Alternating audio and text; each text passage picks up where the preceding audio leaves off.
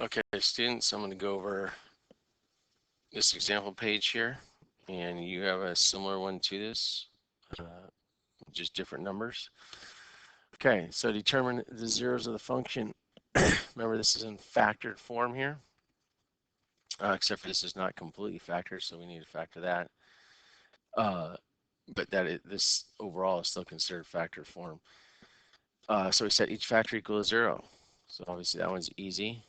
X minus 1 equals 0, so x equals 1. Here we need to factor this. Okay, so it becomes x minus 7 and x minus 4. Okay, because that multiplies to positive 28 and adds to negative 11. Those two numbers are negative 7 and negative 4. Since it's just one x, oh, it should have been squared there. Couldn't see that there. We know the first term times the first term equals this first term. So it's the only choice is x and x. And when it's 1x and 1x, you just fill in what your two factors are. Okay, so we set these equal to 0 and get x equals 7 or 4. So those are my possible answers, 1, 4, or 7. Okay, all three. 2, factor this. When we factor, we always want the leading coefficient to be positive. Well, since there's not an equal sign here, I can't move everything to the other side, so I need to factor out that negative. Well, there's also a negative 4 that goes in each one. So I'm going to factor out negative 4. We'll change the color here so it stands out. Negative 4. Okay, so that's going to give me 2x squared minus 5x plus 2. Okay, make sure you multiply it back through that you get what you had up top to begin with. Okay, I can't drop off that GCF that I factored out. Now I go ahead and factor these, which this is 2x squared. It only can be 2x and x. Draw my two smiley faces. We know it needs to multiply to 4 and add to negative 5, which only those two are negative 4 and negative 1. So 2 times negative 2 gives me the negative 4, and 1 times negative 1 gives me negative 1. And I'm done. Because it's not an equal sign, there's no solving there, it's just factor. So I factored it, it is done now. All right, here we're just distributing the negative 1 through here and then combining like terms. So and then when I write my answer, I write in standard form. Remember, standard form is highest degree down. So I have 6x to the 8th. There is no other 6x to the 8th. Now notice here I have plus 2x to the 5th, but then I have a minus 3x to the 5th, which makes it plus 3x to the 5th. So combining those, I get 5x to the 5th. And lastly, I have minus 5x squared. Okay. So make sure you combine like terms only. All right, number 4. We're finding the f of 2 and the g of 2 and comparing to see if they're greater than, less than, or equal to. So here I see the f of x. That means this function is the f one. So I go to f of 2. Remember, these are the x coordinates. I go up, and it hits at 8. So the f of 2 is 8. Whereas the g of 2, that's this function up here. I stick 2 into there.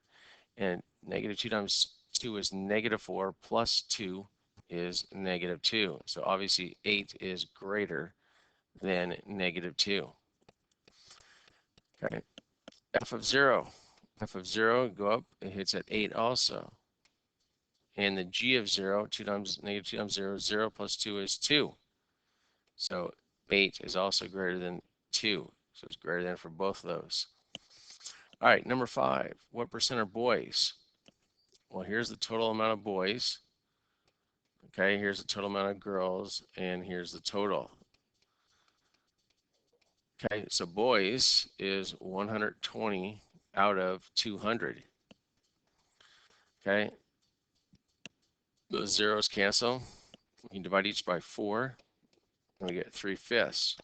3/5 as a percent is 60%. 3/5 out of 100 is 60%. Okay, you could also go 3 divided by 5, and you get 0.6. That's the decimal. 3 divided by 5 gives you 0.6, and then you have to move it 2 places to the right to change the decimal to percent, and there's your 60%. What percent prefer D?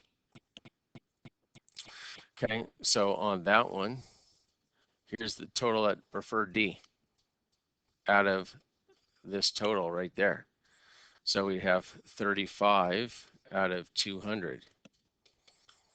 Okay, divide each by 5, and I get 7 over 40. Now you put 7 divided by 40 in the calculator, get that decimal. Well, it's going to be 2.5 times. Because 40 goes to 100, 2.5 times. So I go 2.5 there. It's 14, and half of 7 is 3.5. So 14 plus 3.5 is 17.5%. So when I put that in a calculator, I would get 0.175. 7 divided by 40, and then you move it 2 places to the right, and that's 17.5%. Next one says, what percent of boys, so notice this is only of boys, so we're only looking at the boys here. What percent of boys preferred A?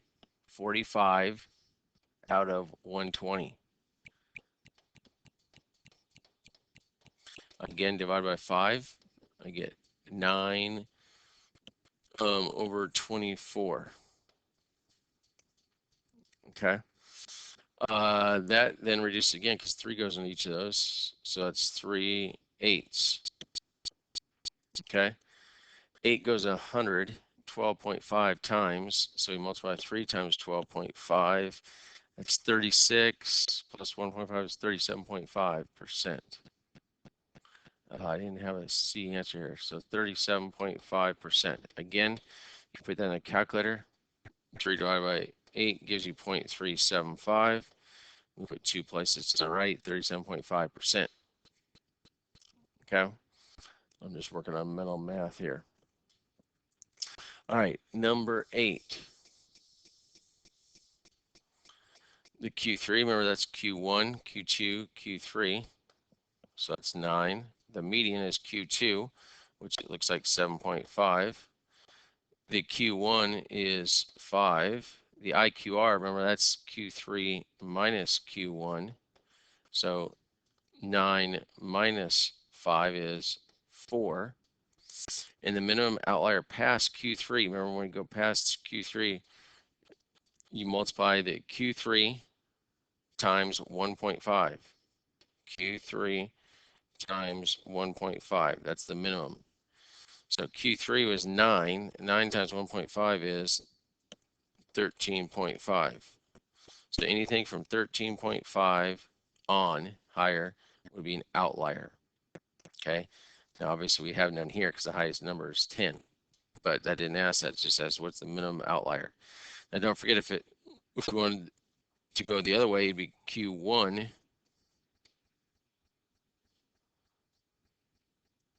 Okay.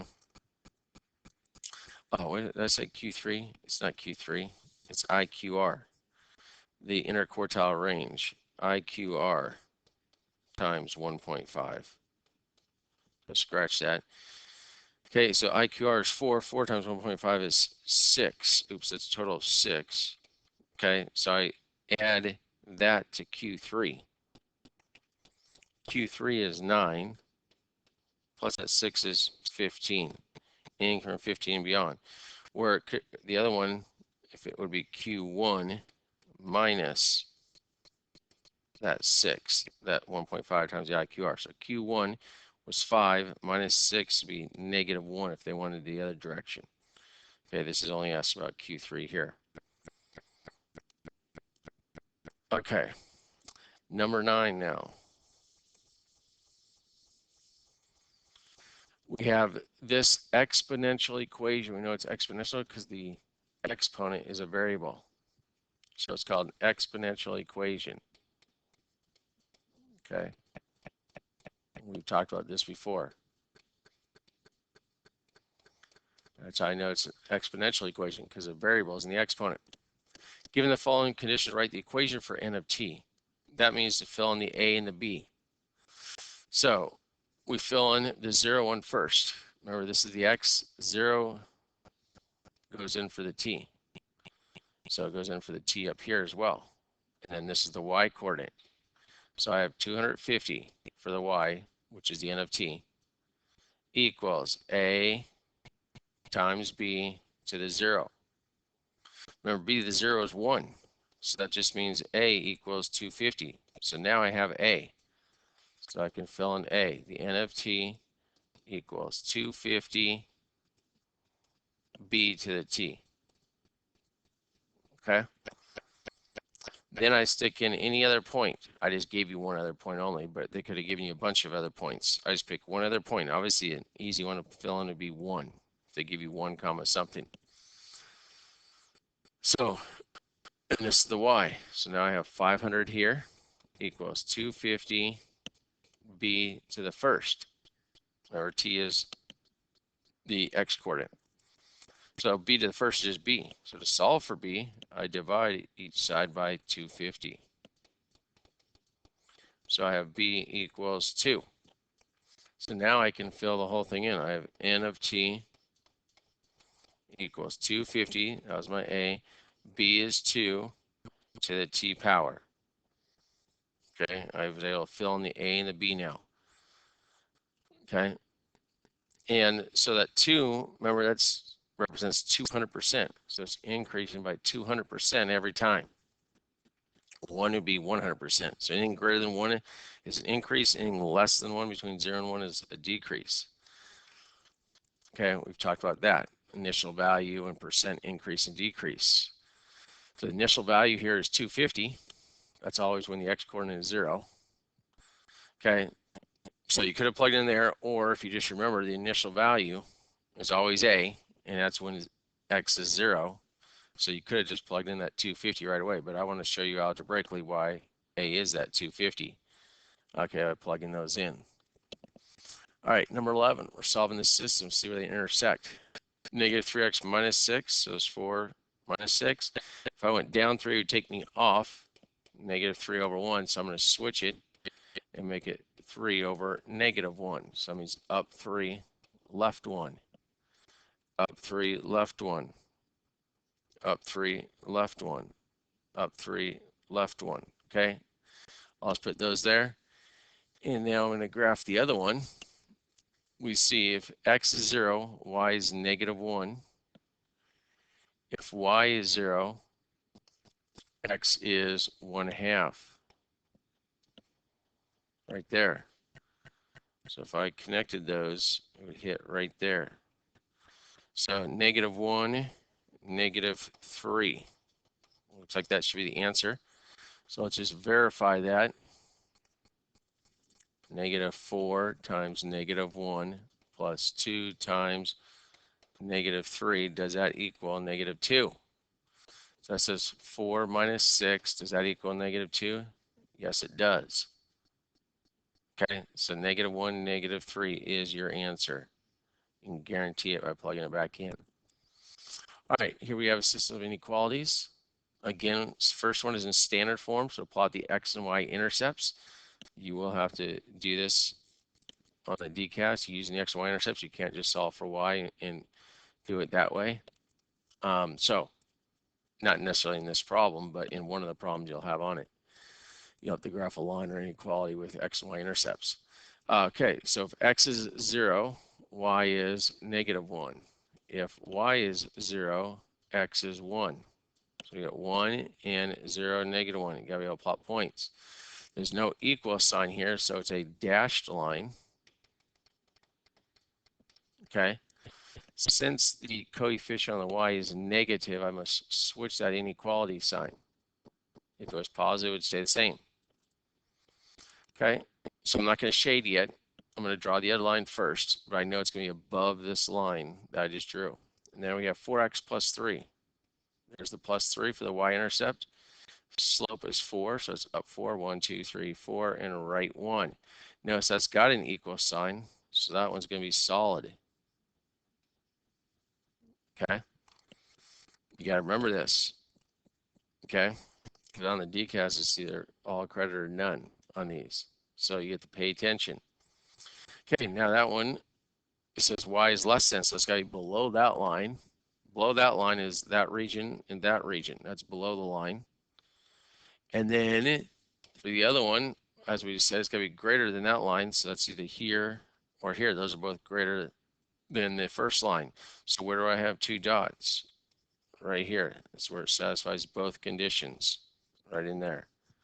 There's my answer. All right, number 13, I'm multiplying two binomials. When I multiply two binomials, unless it's a difference of squares, which this is not, I will always end up with a trinomial. Okay, draw it out. That's 16x squared. That's 16x. That's negative 8x. And that's negative 8. Okay, if I do that, my two middle terms will be like terms I combine. So my final answer is 16x squared plus 8x, because 16x minus 8x is 8x, and minus 8. There's your answer. Okay, whenever I square a binomial, I will always get a trinomial.